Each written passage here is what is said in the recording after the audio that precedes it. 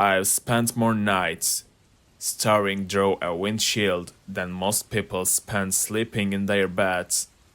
The cab has its own smells, diesel, coffee, a hint of old leather, and a rhythm that lulls you into believing the world beyond the glass is a movie rolling just for you. I started this run the way I start all the others. Paperwork signed in a squat industrial yard in Kentucky. A flatbed loaded with sealed crates it wasn't paid to open.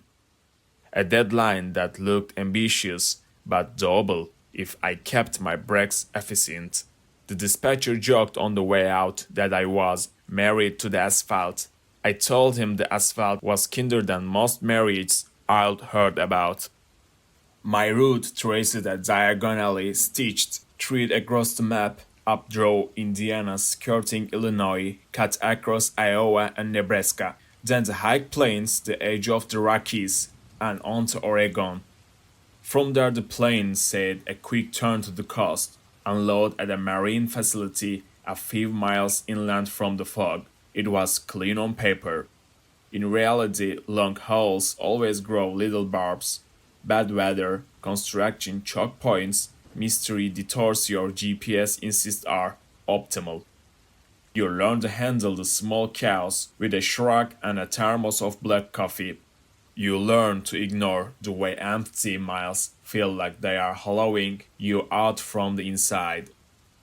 The first odd note come before I'd cleared Kentucky.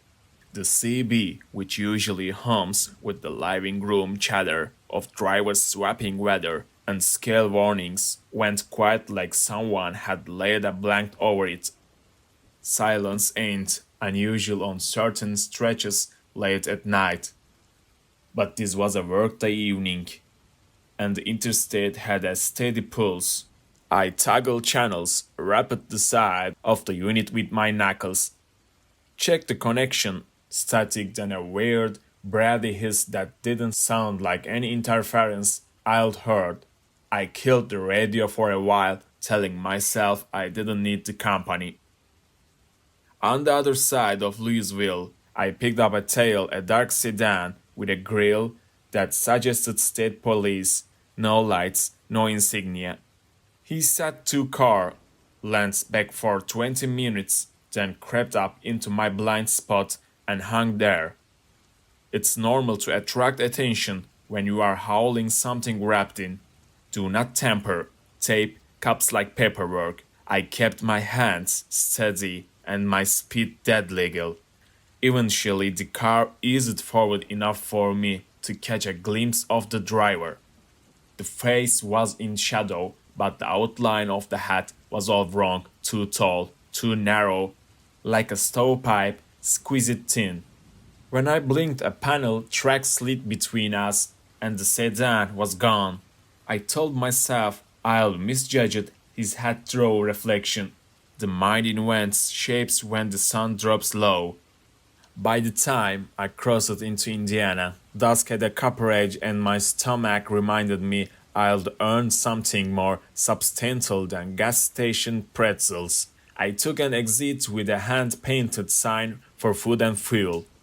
The town it promised was halfway there, a few clapboard houses, a church with a warped steeple, and a combination diner and service station whose windows were lit the way refrigerators glow in the dark. The pump looked older than me, the kind you could believe still had lid option if you asked in the right tone. I started to fill and went inside for a sandwich and coffee. The bell over the door chimed a thin, nervous sound. A man behind the counter looked up from a crossword. He had a face built from angles and a mustache that tried to make him friendly and failed.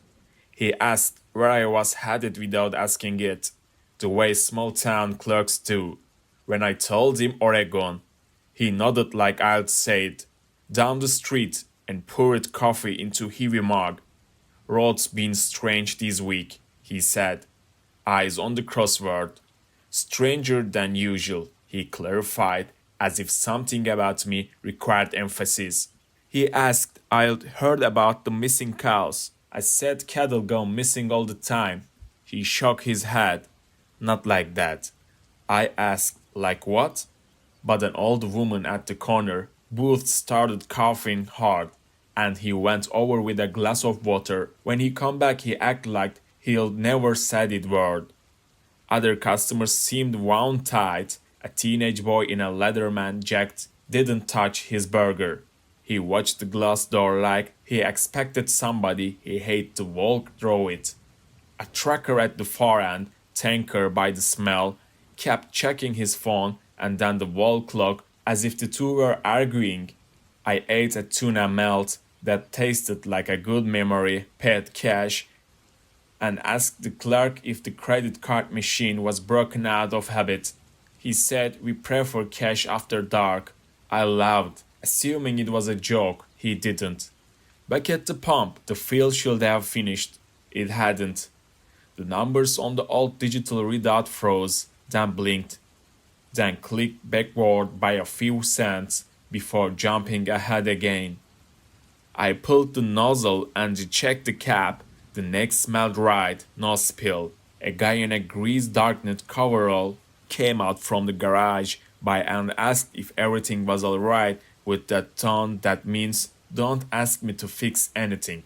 I said I was fine, snapped the cap, and fire up. The gauge climbed to 3/4 and stuck there. I should have been nearly full. I chalked it up to cranky equipment and rolled.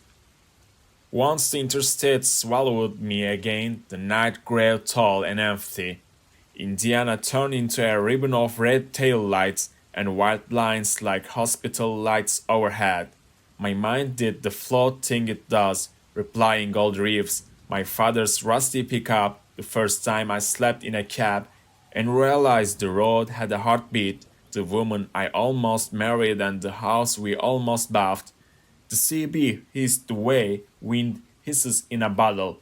When a voice finally broke through, I swear it came from inside my head before it came from the speaker. You're out there. The timbre was wrong, flat like a recording of somebody who had been tried for a century. I thumbed the mic and said I was westbound and awake. No answer, just a hiss and something like a wet finger on glass. I turned the unit off again and told myself I'll check the antenna, and the next daylight fuel stop.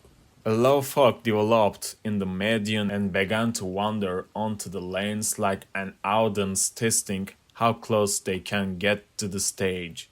I kept speed conservative. Fog's a liar. It tells you there is nothing ahead up until the moment there is everything. Near Terre Haute, I saw 3 deer on the shoulder, each facing the road, each perfectly still. They weren't eating, they weren't flicking their ear, they weren't flicking their ears, they weren't spooked by my engine. Their bodies were set in that unnatural, statuesque way taxidermy gets when the eyes are painted by someone talented enough to make you uncomfortable. I passed them. 2 miles later, 3 more. Same old tableau. As if someone had copied and pasted the scene down the road. I muttered something uncreative, told the windshield that Indiana could keep its art installations. Past midnight, I crossed into Illinois long enough to remember why every driver I know complains about certain stretches, lanes chewed by winters, construction zone absent of any actual construction, reflexive speed traps. The fog thickened and swallowed the reflectors. I slowed to a crawl and rode the right line like a lifeline. My GPS screen dimmed and brightened and dimmed again. Then it rerouted me with a cheerful bang to a faster route, which would have taken me off the interstate and into what looked like ink. The unit banged a second time and, without my input, began counting down to a turn that didn't exist. When it told me to prepare to turn left, I stabbed the power button and watched the screen go black. The gauge dropped a hair that felt like a finger tracing my spine. I know my track. I know how long 3/4 lasts with a full load in a cool air. The needle's movement was wrong. Paranoia has a way of dressing up like professional vigilance on long nights, and I tried it on for size. I convinced myself a dozen rational things could be making the gauge skittish. I put on a playlist of old country that makes you feel like you are chewing on cheddar. I didn't help. I kept seeing that dark Satan in the corners of my mirrors even though I knew there was nothing there. Near the Illinois River crossing, I pulled into a rest area that looked better in the brochure. Half the lights in the lot were dead, and the ones that worked blinked with a soft strobe that would have given a saint a headache. The vending machine hummed to themselves. The pickup idled on the far, and with no driver in sight, I eased into a space, set the brake, and told my legs to remember what walking felt like. The air outside had that river damp to it, cold and mineral rich, the kind that hangs on your clothing like smell. Inside the building, a janitor was pushing a mop in slow figure eights, staring hard at linoleum like it owed him money. He didn't look up when I passed. The bulletin board near the bathrooms had the usual array: missing dog, church bake sale, a flyer for a locksmith that probably worked out of a trunk. Tucked among them was a narrow sheet, crisp white, bearing a grainy photo of a semi-truck cab, mine or its twin. The caption was a black of capital letters advising travelers to report sightings of the vessel due to ongoing investigation. No plate number, no company name. I stared so long my coffee cooled to useless in my hand. I told myself I was seeing a generic image, something pulled from a stock catalog to make a point about suspicious commercial vessels. The mind will build a bridge over anything if it needs to get to the other side badly enough. Still, I took the flyer down, folded it, and stuffed it in my jacket pocket. When I came back through the vestibule, the janitor had stopped moving and was looking at the spot on the wall where the flyer had been. His eyes drifted me, not curious, not accusing, just heavy, like he was apologizing for a thing that hadn't happened yet. Back outside, I did a slow lap of the rig with my flashlight. Tires looked good, straps were still tied on the flatbed, seals unbroken. The only thing wrong was the feeling that I was being watched from a place my light couldn't reach. I climbed back in, locked the doors out of reflex, and sat listening to the engine idle. The fog gusted across the lot in low waves. Somewhere in the trees, a shape moved, the kind of movement you catch only with the corner of your eyes. I told myself it was wind. There was no wind. I pushed on, deciding I would make Iowa before sleeping. The bridge groaned under me in that noble way steel does when it's doing honest work. On the far side, I saw a trooper tucked behind a sign like coiled snake. He pulled out slow, matched my speed for a half a minute, then eased it back, never lighting me up. When he finally turned off at the next exit, relief came out of me as love that didn't sound like mine. Iowa is fields and sky and the sensation that the world is a giant table where someone forgot to set a centerpiece. At that hour, it becomes an ocean of black with a gray froth at the edges. I kept the track steady, watching the green mile markers count up like a weird calendar. Somewhere before Davenport the CV come to life with a single syllable, my name spoken the way my mother used to say it when I was in trouble, but she hadn't decided how much yet. I stared at the dead unit because it was still off. I could see the flat reflection of my face in the blank screen. The syllable didn't repeat. I didn't turn the radio back on. Around 3 in the morning, with the world narrowed to my headlights and the white zipper off the road, I saw an SOS on the shoulder, hazard lights fluttering on a car that had failed gracefully. You don't leave people if you can help it, not on a night like that, not out there. I slowed, signaled, and rolled in behind the vessel with my flashers painting the scene orange. The car was a pale sedan older than my patience. Steam drifted from under the hood. The driver's door was open. The seat was empty. I called out the way you do so nobody thinks you are sneaking. No answer came back except the tiny hiss of steam. I walked the flashlight beam along the asphalt and saw a trail of wet footprints leading into the ditch and up toward the fence line. Bare feet, no tread, no heel toe pattern, just pale, oval ghosts. They were too evenly spaced, like they'd been set down with a ruler. I told the empty car that its owner had found help, that they were fine, that my duty to decency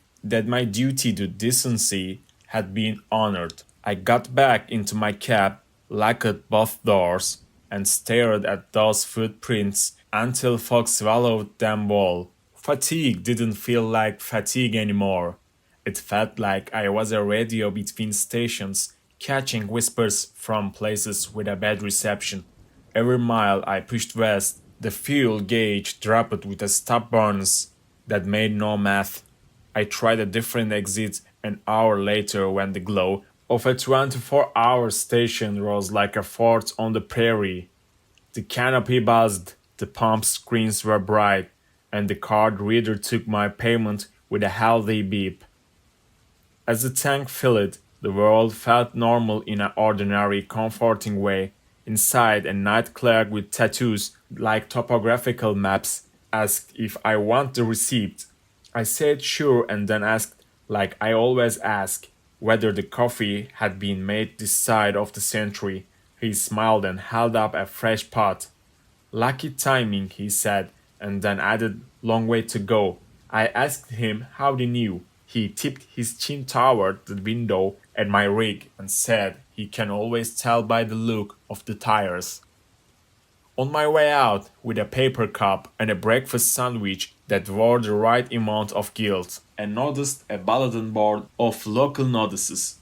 Another flyer was pinned there, never papered than the rest, with that same grainy photograph of a cab like mine. The caption was different this time. If you see this vessel, do not approach. Call, no number printed, no agency, for a full 20 seconds. I stood there waiting for a hidden camera show host to leap out of the candy aisle. Nothing leaped. The clerk asked if I was good. I said yes, because what else was there to say? Back on the interstate, the sky developed the first suggestion of a seam coming apart the eastern edge. Dawn wasn't near, but you could tell the night had given up arguing. I planned to pull at the next rest stop and stretch horizontal for an hour. The road apparently had other business with me. The engine stuttered just once, like a cough in a quiet church. Every sense sharpened. I watched the tachometer like a cardiologist watches a pulse of monitor. The stutter didn't repeat. When I exhaled, the CB hissed my name again, clearer this time, tender almost, and the GPS, though still off, a ghostly flash of light like a fish turning in deep water. The map doesn't show the turnout I found. It's not on the official lists, and I've looked since. One moment there was only shoulder and grass and the long, patient fences of Iowa. The next there was a gravel apron leading to a narrow county road, the kind that seems to apologize for existing. On that road, 50 yards in, stood an open 24 hours sign with a few letters and lit. On to ours. I should have kept rolling. I signaled and turned. The country road was tight, two lanes pretending to be one, lined with cottonwoods that huddled close as gossipers. The gravel spattered under my thighs like rain against a barn roof. Around a gentle bend the store revealed itself, a squat cinder block box with a tin roof and a single window glowing amber. A soda machine sat outside, its paint scabbed off in places where the wind had chewed it. A hand-painted board leaned against the wall. Gas Snacks phone. It was the phone that got me. Service had been garbage since before midnight. A hard line felt like religion. I parked awkwardly because there was no graceful way to put a full-size rig in a pocket universe. The pump was one of those old form tanks with a manual crank. The hose looked like a garden snake that had seen battle.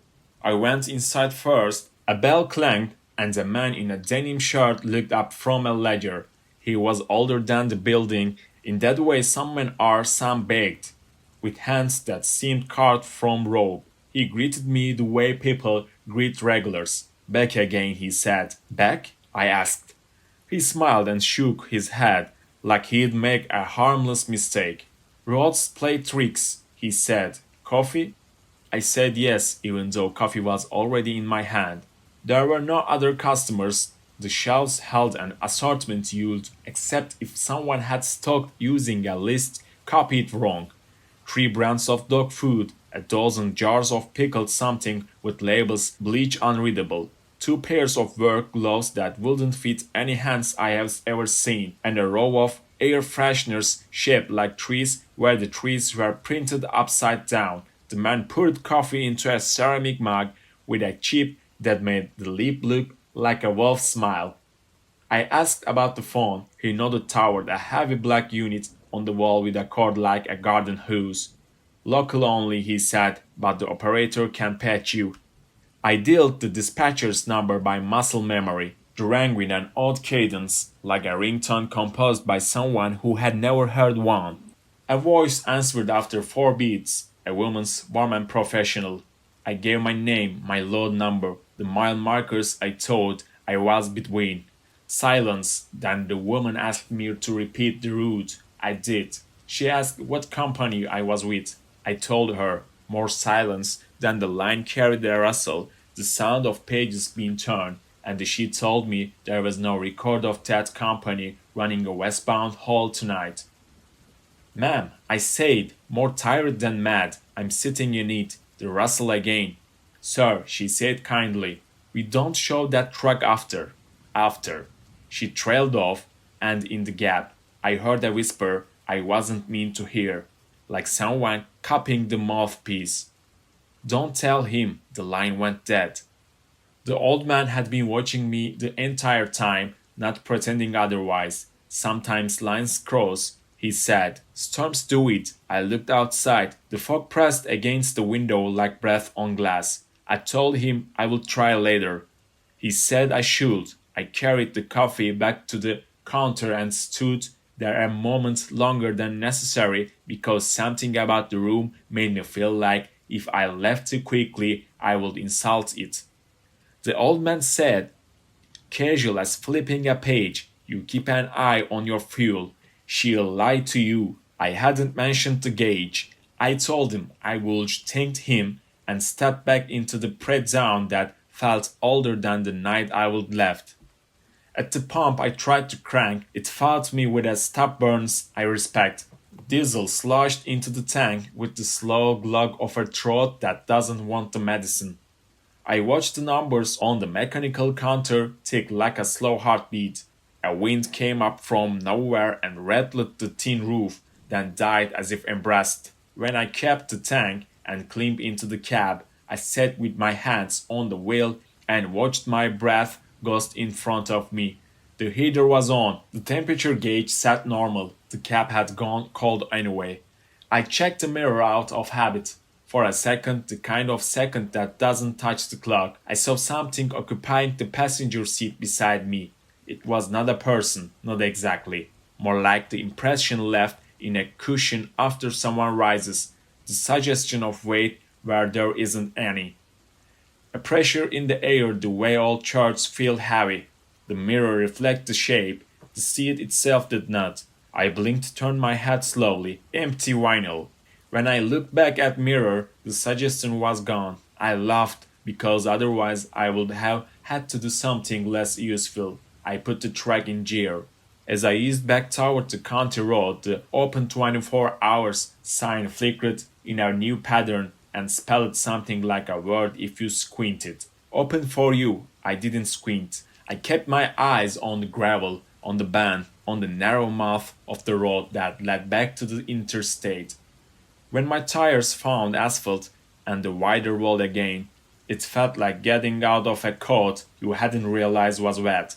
The horizon finally admitted down, a weak blue along the edges. I told myself I'd sleep after Des Moines. I told myself a lot of things. The engine gave another tiny cough that said it had more to say later. I had passed a cluster of exit signs with names I'll never remember. A line of birds rose from the field in a single sheet, as if some enormous thing had stood up under them. I watched them wheel and fold and toss about the flyer in my pocket with my truck's face staring out like a mugshot. I drove on because that's what you do, even when the map starts to feel like a story someone is telling you with a hand that shakes.